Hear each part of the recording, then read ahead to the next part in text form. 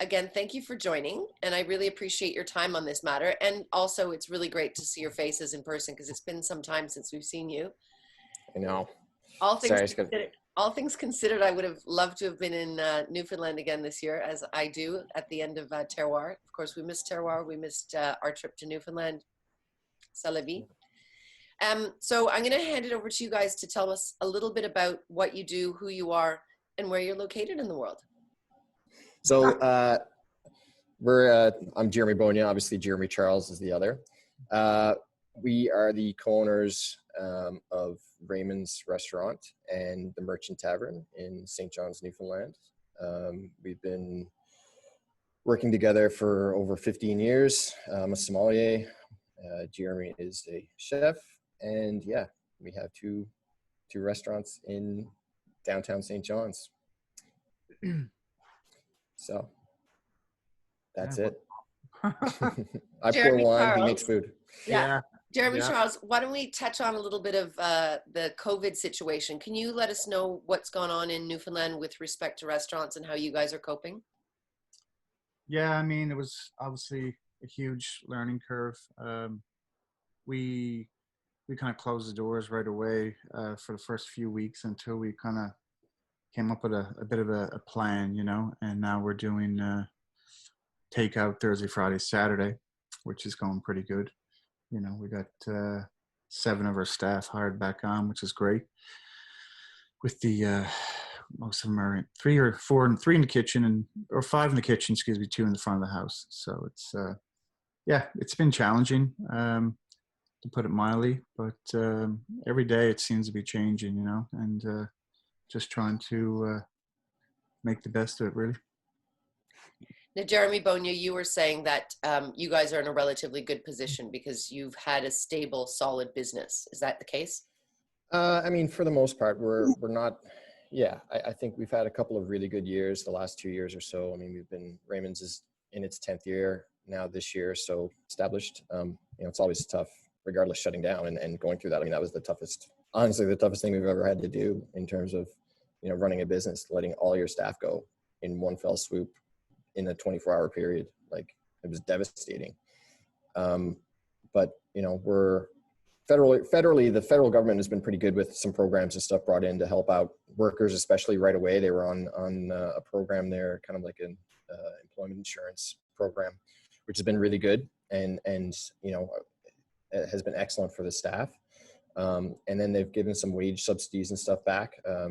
And, you know, there's sort of, I think it's the same as everybody. Everybody's dealing with the fallout and trying to figure out what's the right decision and what's the right direction to go. You know, there's always going to be issues. There's always going to be problems.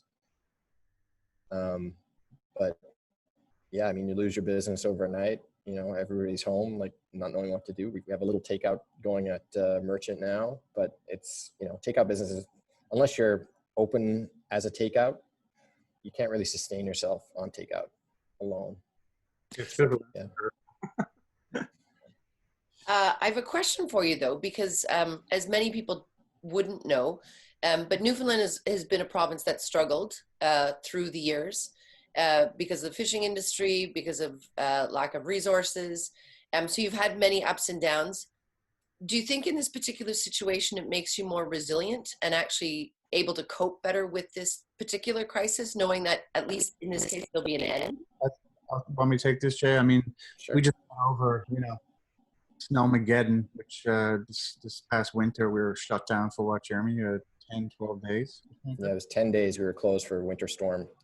City was in a state of emergency, and then we just roll right into COVID. So, yeah, it's been crazy. But, I mean, yeah, Newfoundlanders are super resilient. You know, we've been through the best of times and the worst of times. And I think people are quite hardy and resourceful. And, you know, I think it's reminding people to get back to their root cellars and grow their own gardens and become more self-sustainable. And yeah, That's been a big topic amongst government officials and stuff, is agricultural sustainability in the province, because we are physically, you know, isolated from everyone as an island, where all of our goods are either, you know, shipped in or flown in, mostly shipped. And when the weather's bad and times like this, when, you know, trucks aren't going, you're not getting foodstuffs and products coming into the island. So that's been a big conversation. They're talking about like fixed link tunnels and all that kind of talk. You know, you're seeing, I tell you what, you're going to see a boom in greenhouse construction going on this summer in Newfoundland. I guarantee it.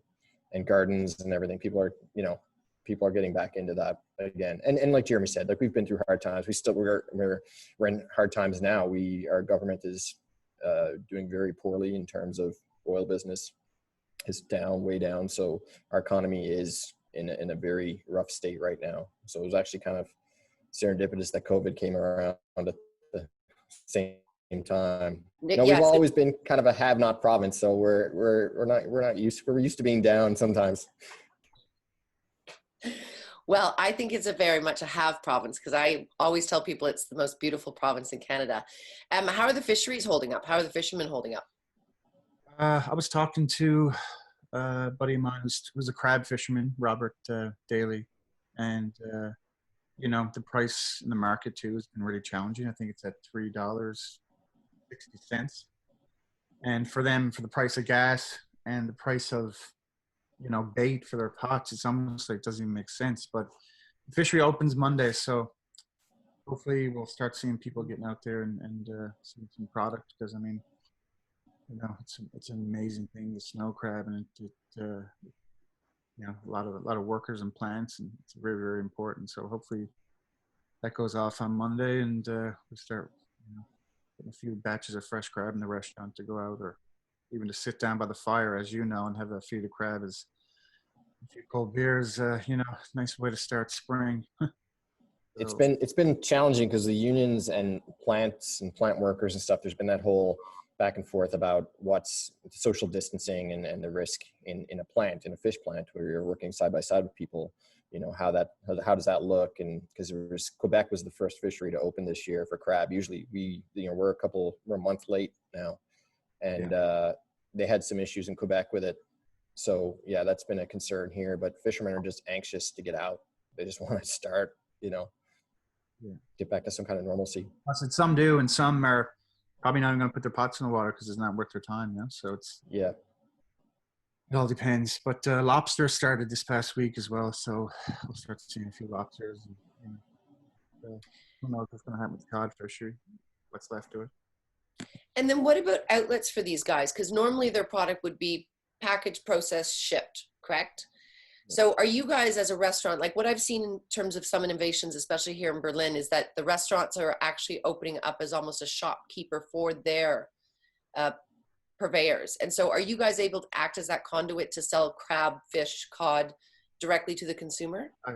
We plan on doing that next week, is, you know, to go crab. And I know, you know, people are doing some lobster takeouts for this weekend and what have you, and almost like a grocery store. I know Todd and them have been doing a lot of that stuff as well at Water West, doing pick up basically groceries and butchery and stuff like that. So yeah, it's important to at least give people another outlet besides, you know, Dominion or Sobeys.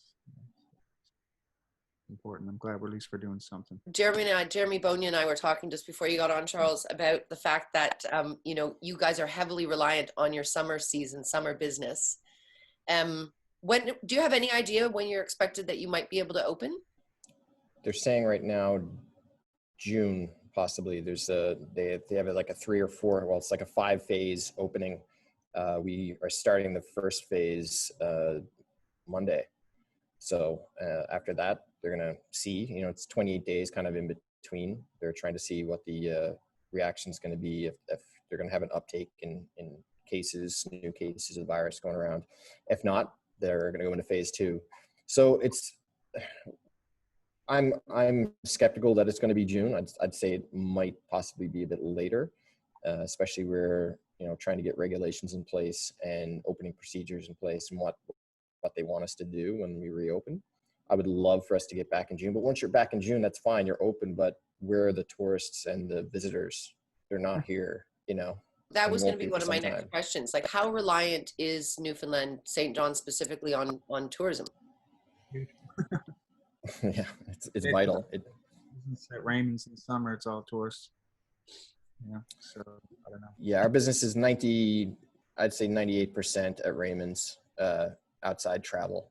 and then merchants probably a little bit less. We have pretty good support locally, but merchant, you're more around like maybe summertime would be 60%. But yeah, it's and for most restaurants, small restaurants in this town, yeah, it's the same as any outport community restaurant or hotel, or it's tourism's huge for Newfoundland, for the economy and for small business.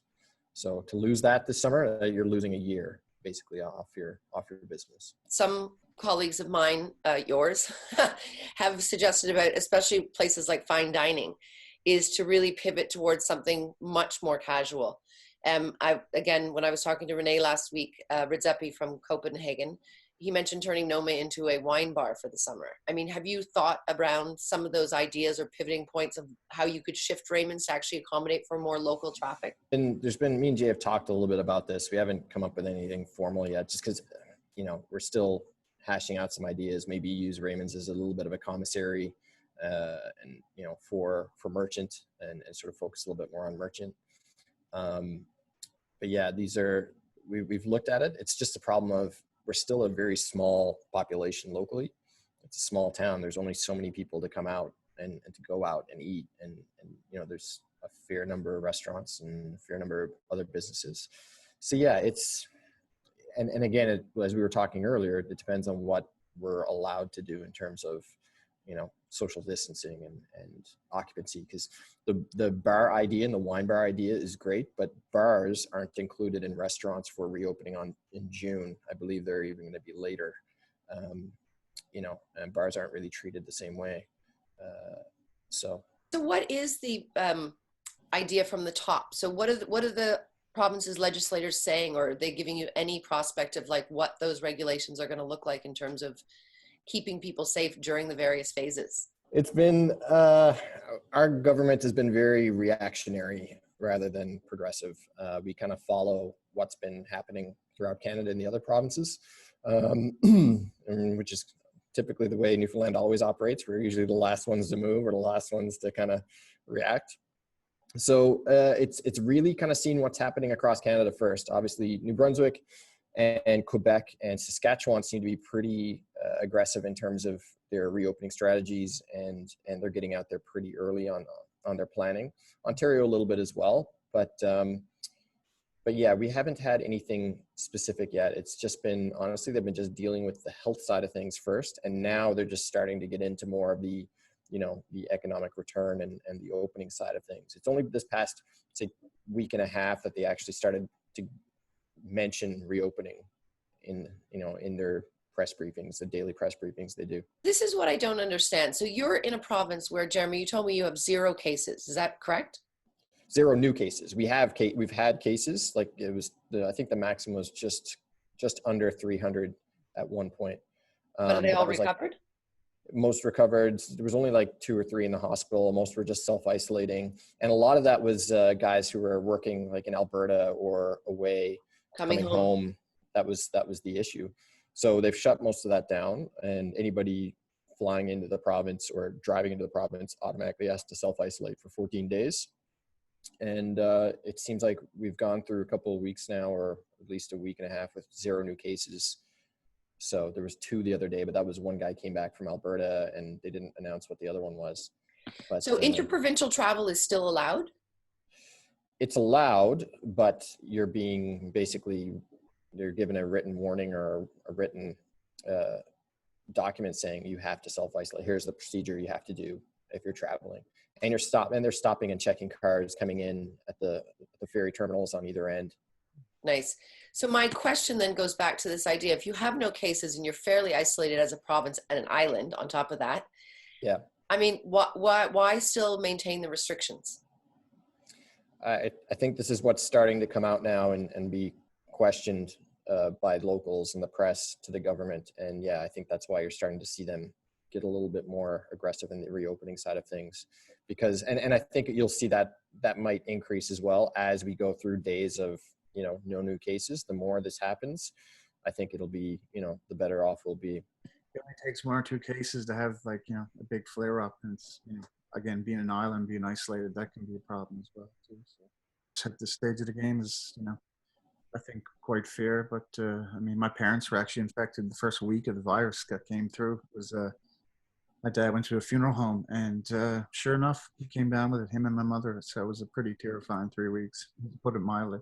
But they're Yeah, back. it was one person went to the funeral home and infected like 40 people. So I want to flip this a little bit more around to gastronomy. Jeremy, Charles, a lot of your colleagues that are cooking at your level globally, this pause has really given them some time to think about, how to move forward. So from your perspective, I mean, has it changed your opinion on what fine dining means to you, what it means to be a chef, what it means to feed people? 100%. Obviously, it's having all this time to think about, last 10 years, what we've been doing and how to go forward, and really what is a chef, and what is food. It's I don't know, I'm still kind of dissecting it. I'm cooking a lot at home for the kids and for friends and what have you, and I'm just thankful I'm able to cook right now, because a lot of people don't know how to cook a good meal or what have you. They're eating craft dinner or just not healthy foods. So I don't know. It's it's something where I'm just kind of toying with my head going forward, what's going to happen. And but I think a lot of great things, and there's so many creative minds out there, and I think chefs are true leaders, and I'm really looking forward to seeing us on the other side, and seeing what food looks like after this whole COVID situation settles down. I think one of the nice things that this virus has actually proven is that chefs are true community leaders. And I think that the way that they have actually risen to filling in gaps, whether it's feeding their own staff, feeding frontline workers. What's going on in Newfoundland? Like, have you guys galvanized sort of as a community to support local residents, again, frontline workers, your own staff? We've been doing our best to, again, work down the tavern, doing our takeouts and what have you. But locally as a community, there's been a number of different groups that are helping out. And food, is it Food First NL, Jay, or is it? Yeah, Food First NL, and we just did a thing last weekend, helped out with a couple of friends who did a thing for the Gathering Place, which is one of the food bank sponsored places here in St. John's. So yeah, you're seeing a bit more of that, and I think that's going to be kind of a theme going forward. I mean, everybody's kind of, we're all in the same boat here with terms of businesses shut down and just living, the new normal, as everybody says. So you definitely see a little bit more of community spirit. A lot of people dropping food off to people's houses. I know there's been some deliveries of baked goods and wine and things on people's doorstep going around. Jeremy's been pretty active with that. So yeah, it's been nice. You start to slow down and talk to people maybe a little bit more often than you would have in the past. Take a little bit more time. Nothing changes somebody's frame of mind like a nice hot meal, on people's face, and just trying to keep people positive.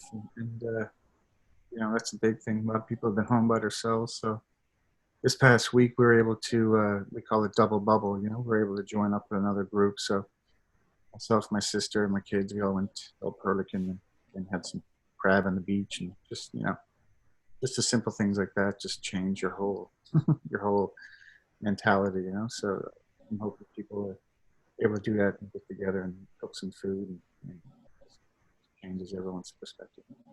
What about the rest of the hospitality community? I know you guys are good. Are you seeing the vulnerability of other establishments? Like, are there people that aren't going to survive this crisis, I guess is what I'm asking. Yes, I think that's, to be blunt, that yes, there's going to be business that shut down because of this. Now nobody's announced anything yet. I think everybody's still kind of awaiting to see what the regulations are going to be when the reopening happens. But no, there's going to be definitely businesses that shut down because of this, that can't survive, that were maybe hanging on or waiting for the summer, that rely on the summer to get through, and the winter is kind of your time you sort of batten down the hatches, and then summer is when you make your money. Yeah, like those small on the West Coast that they just rely on people traveling outside down by Gross Mourne and what have you, and just the corner stores that host all the tourists who got summer homes there who are not going to be showing up this year.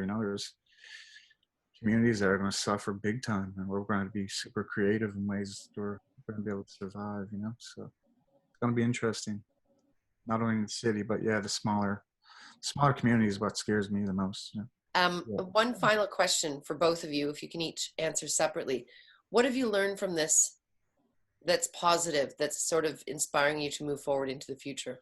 For me, I really feel a sense of community, especially with my you know, my friends across the country. You know, I talk to John Horn and guys like that. And I just feel a real sense of community, you know, and which really helps. And yeah, just being strong together, and you know, staying positive. And I just feel really fortunate to be part of that group.